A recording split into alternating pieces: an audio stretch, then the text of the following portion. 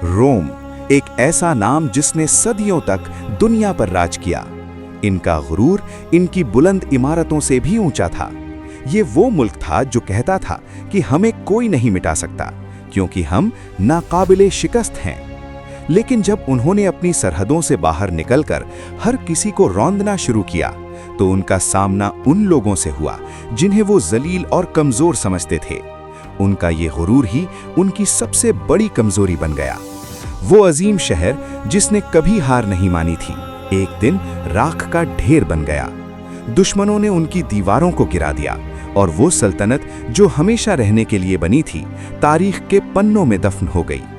आज रोम के खंडर सिर्फ एक ही सबक देते हैं, ताकत हमेशा रहने वाली चीज नहीं होती।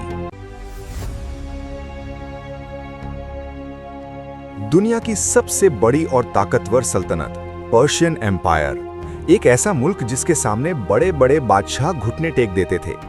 इनका दबदबा इतना था कि ये समझते थे कि पूरी जमीन इनकी मुट्ठी में है। जब इनके बादशाह दारो या डेरियस और फिर ज़र्क्सीज ने एक छोटे से मुल्क ग्रीस यानी यूनान पर हमला करने का फैसला किया तो सब ने समझा कि ये महज चंद घंटों का खेल होगा।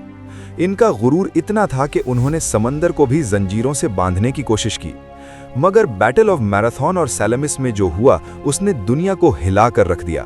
वो छोटा सा मुल्क जिसने झुकने से इनकार कर दिया, उसने इस अजीमुशान फौज को ऐसी शिकस्त दी कि पर्शिया का वो पुराना गुरूर हमेशा के लिए मिट्टी में मिल गया।